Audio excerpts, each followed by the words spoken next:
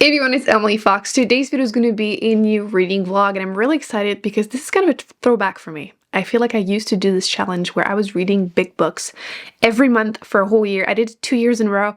It was a lot, but I was always so afraid of big books for whatever reason. I used to love them as a kid and I just couldn't do it. I don't know if it's just brain fried from school. Who knows? But I did it for 2 years and I think I'm in need of doing a refresher because I've kind of been avoiding them, and I have so many of the ones that I want to read that have been on my shelf, and I picked 2 that I will be reading this week. One of them is an audiobook from the library, but you know, I have the physical book if I finish the other one fast. We'll see how it goes, but basically we want to know if I learned my lesson from like 5 years ago.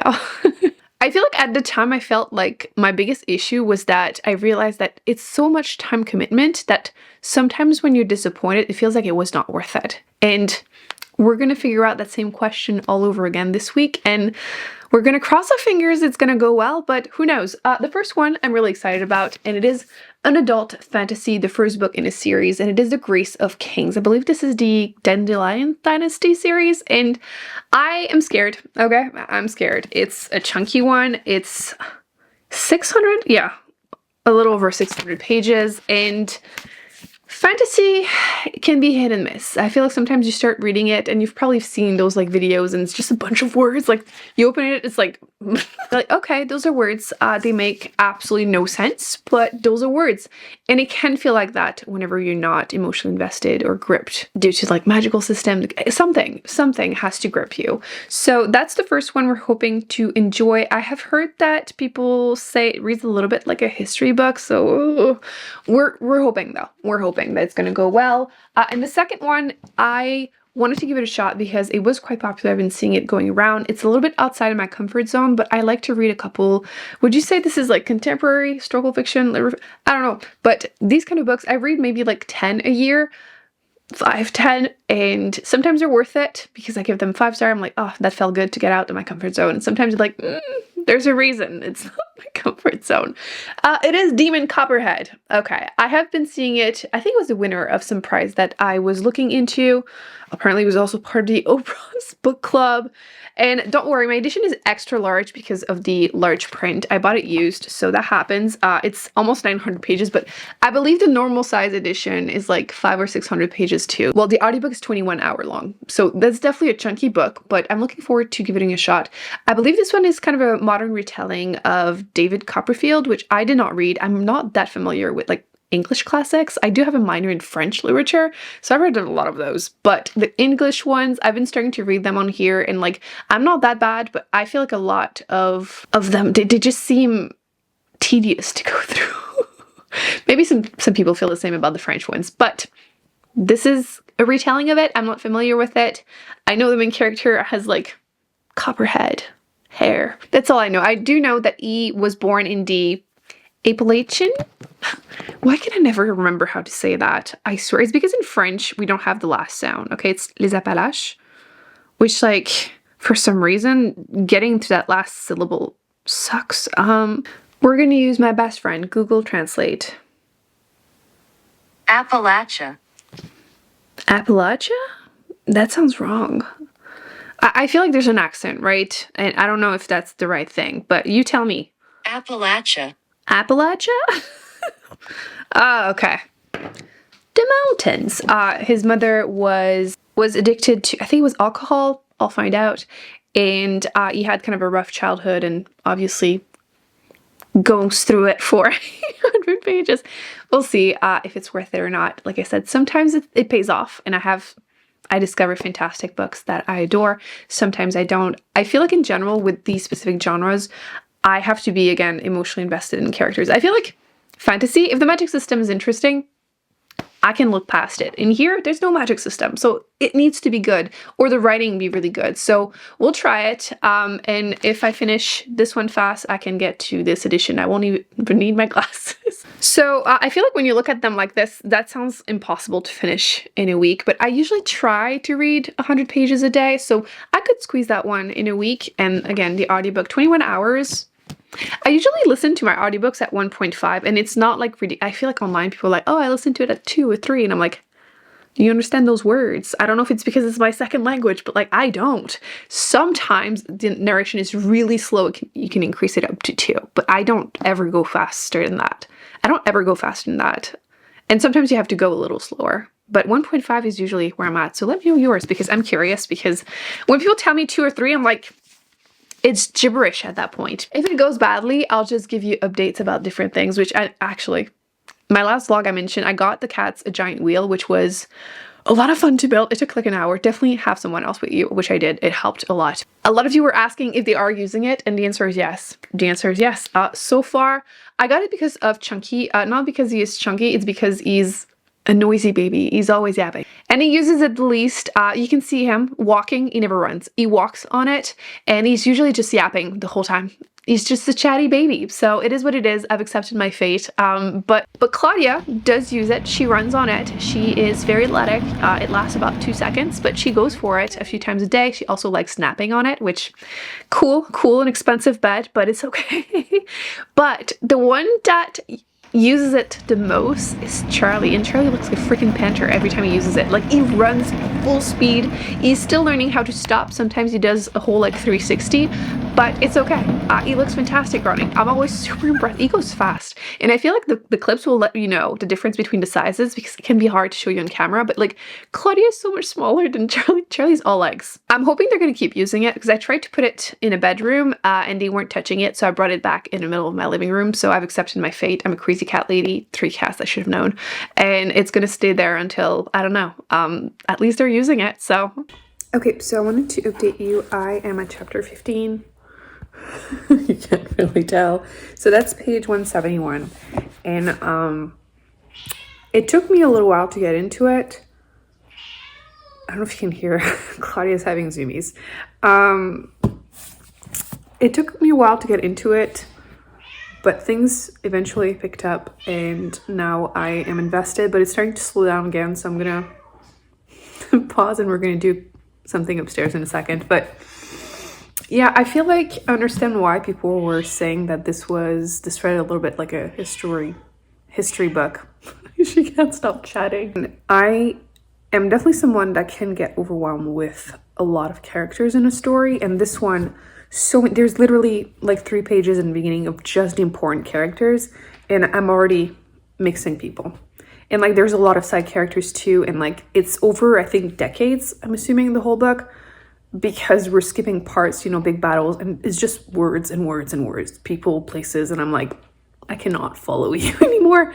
But there are a few characters that are like clearly important, so I am kind of invested in some of them, but I don't know, it's slowed down, so I'm gonna press pause for tonight and I'll come back to it tomorrow. But I wanted to also update you on the audiobook. I'm about like 40-ish% into it. I made some great progress during the weekend. I enjoyed the sun when we had it, and then, you know, cleaning up, doing things. I always like to listen to audiobook. It's just more motivating than complete silence. I cannot be left alone with my thoughts. So yeah, I don't know how I feel yet about it. Beginning, I definitely was more invested. The character is obviously a child and going through it and trying to survive. Basically, his mother marries this other man, and obviously not a good man, and she passed away now, and which, this isn't really a spoiler, like things need to happen for him to go on an adventure, right? Adventure. And, you know, foster care, where will he go, blah blah blah. So yeah, so far a lot is happening. I am enjoying it as an audiobook. I don't know if I would be able to finish it as a physical book. So you can see that right now I'm feeling a bit so-so about things, but I want to give them at least 50% to choose, just because they're big books. I wanted to make this a challenge, and I'm really hoping I'm not gonna hate both of them. Well, I don't think I'm hating this one yet. Like for a while it really picked up, so like I got really hopeful, but yeah, that's where we're at. So we're gonna go do something fun now. So since my reading is doing so-so, I thought we could do a scientific experiment, because why not? Because in this house we've been suffering for the last couple of weeks, and it's all because of Vital Essentials. If it's you, we hate you a little bit, and it's because Chunky's absolutely obsessed with your chicken hearts. Obsessed. We were using a different brand, and then I bought these, and it went crazy in the house. I had to buy kids locks for my cupboards in the kitchen because he would open them or just try to annoy me with them, so I would just go and give him something. And it's been rough because I ordered some more and then you sold out and it says not ship yet. So in complete desperation, because they were completely sold out and I couldn't find any other places with chicken hearts, I got these ones from a Canadian brand. This is the appetizers. So they had turkey and lamb hearts, because I'm assuming that's the issue, because I tried a lot of different freeze-dried everything, some of them from Vital Essentials, hoping that he would leave us alone. But no, he's just crying all day, every day for chicken hearts. So we're gonna hope that this will do for now. So I opened them, I put on the floor, I'll show you in a second. They come in like big pieces, so I broke them apart a little bit because Chunky is fussy. And I'm gonna try one cat at a time, and we're gonna see if these pass the test. We're gonna do them one by one. I'm telling you right now, Claudia is not touching any of them. Chunky, there's a 50-50 chance in general that he will eat a treat. And lucky for me, I have a garbage disposal. Charlie, he will eat anything and everything, especially if it's not food. Especially if it's not his wet food. This little ew. He would rather eat the underside of my couch, my mattress, my foam roller, or like wires, plastic, instead of his freaking wet food. Okay, so I have Claudia, the first beast. Like I said, I'm guessing she's not going to touch any of them. She hates being held, but she's kind of curious right now, so it works. But let's do this. Okay, so we have turkey on the left, lamb on the right. She's going to sniff them and probably play with them, but there's no way she's touching any of them. Right, Claudia?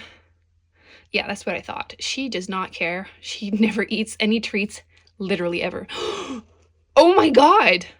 Lamb? No, she didn't eat it. Are you gonna eat it? I swear if you eat it. No. Oh, I got so excited. You're so pretty though. So I'll forgive you for not eating any of the treats ever. No. I have the whiny baby. This cat will eat one of the two. You have to, please. I think the turkey he will go for. I really hope so, because if you keep whining, we're all gonna lose it. So, okay, Chunk, go for it. Lamb? Are you gonna eat the lamb? No. Oh, no, you won't. Come on. Come on. Oh my, no. Damn. Okay, what about the turkey? Try the turkey. Please, please. Are they too crunchy for you? He does have a small little mouth. He's eating it. Oh, I'm so relieved. I am so relieved. Yes. Good baby. Oh, was it lamb? Did you just eat the lamb? No, he prefers the turkey. That is good.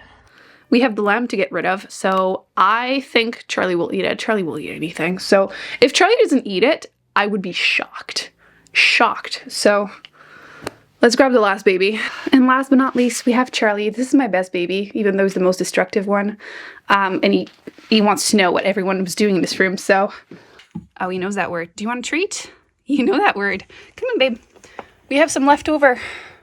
I'll give you more if you don't go for the one. Yeah, he will.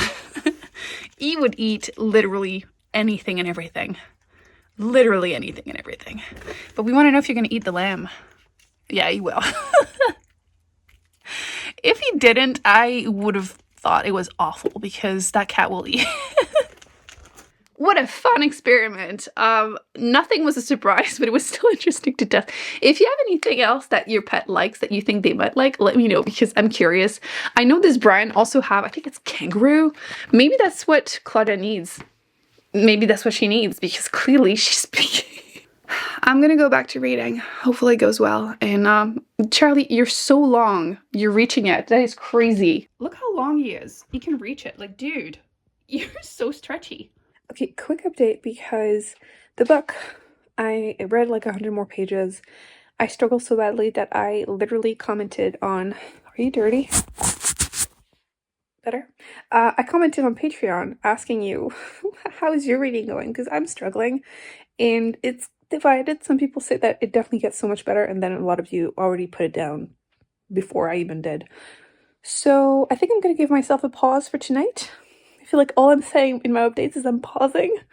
But I just found out that the TV show for the book Dark Matter came out, and there are a few episodes out, so I think I'm gonna start watching that. I'm gonna let you know how it goes because the book was good. I read it years ago. The author writes like thriller sci-fi, which tends to work better for me than just normal thrillers or domestic ones. And in this one, you have this man who gets kidnapped when he wakes up. His wife is not his wife, his kid is nowhere to be found, trying to go back to them. And it's definitely the kind of books that keeps you up at night. Like, you have to finish it. So I really enjoy that. But the main complaint I had heard is that it read like a movie. It feels like he wrote them to become movies, which most of his books, and that's fair. In this case, I enjoyed it enough. The characters, like the way they're described, like the depth of it, definitely the weakness of the book, in my opinion, especially female characters, but still super enjoyable. I tend to recommend this as like a dad recommendation. The TV show is out. Most of the episodes I think are out, so I'm gonna try and watch a couple. And okay, so I'm done with episode 1, and honestly, I don't know. I'm gonna continue. I'll keep you updated, but so far, I got company. Can you hear him?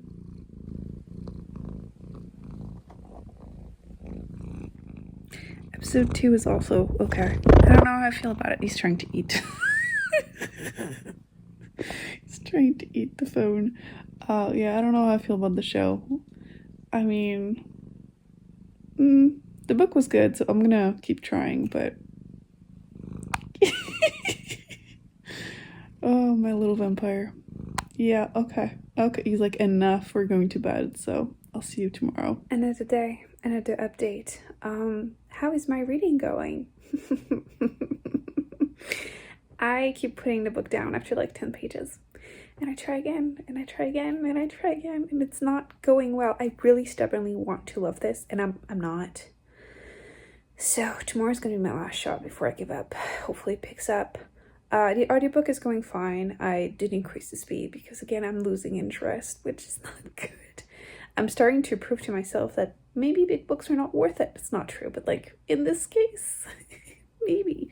So instead, tonight, I'm gonna watch episode 3. We're gonna see how that goes, and if that's not good, I'll go back to the book, and we're gonna flip-flop. Tomorrow, Bridgerton comes out, so at least I have that to look forward to if everything goes, badly. But yeah, that's also next week.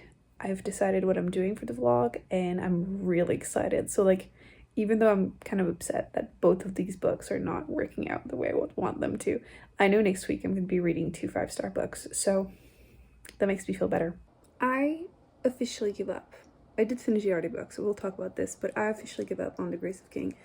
I made it like a little bit past halfway point. I really wanted for it to get better, for me to get into it, and I'm realizing, why am I torturing myself? Especially because I got an alert on my phone, and Libby corrupted me, okay? Libby told me that the next book that I wanted to read is available from the library, so like, I took it as a sign, and this is now the book I will be reading. I'm going to be vlogging it because it's going to be probably, the next 2 books are going to be 2 5 stars. We're hoping. Plus, right now, I'm about to go watch Bridgerton. So, like, I can't continue. I can't do it. So, yeah, wasn't really worth it for me. Plus, Demon, Copperhead. I liked it, but I didn't love it. I felt like the ending was a little abrupt. I'm not sure I liked... I'm keeping it vague, but like the romance, I kind of didn't feel it, like, came out of nowhere to me. But I did enjoy, I can't say the retelling because I didn't read the classic, but I did enjoy the social commentary on like the opioid crisis in the US and foster care, and I appreciated the way she relayed the emotion of the character, growing up in these circumstances, and just the isolation and the struggle and like the resentment. But yeah, I enjoyed it, but I don't know how to rate it because 3.5 sounds low, but I guess that's what it is. Yeah, not great. And the TV show, I only watched 1 more episode, and so far, I think my reasoning for not loving it right now is because some of the things that are twists in the book are revealed right away in the TV show because you have to, so it's kind of less intriguing. Plus, the female character obviously annoys me right now because on paper he has, you know, the perfect life, but he's very ungrateful. That's not how you're supposed to put it, but that's how I'm putting it. Because he's like in his 40s, midlife crisis. He married, you know, the love of his life. She got pregnant when they were really young, and, you know, he stayed. The kid seems wonderful. He's a professor at university teaching physics, but, you know, he said no to continuing this research that was very important to him, and his friend basically won a big prize that he would have wanted. And like, I get it, but like, he's being very bitter about the whole thing, and that's how it starts. So right now I'm not loving him. But I know what's going to happen, so I'm curious enough that I'll continue, because I might as well. You know, it's basically for work. And I'll let you know how it goes. But yeah, Bridgerton and 2 5-star prediction next. That sounds better to me. So I'll see you next week. Bye.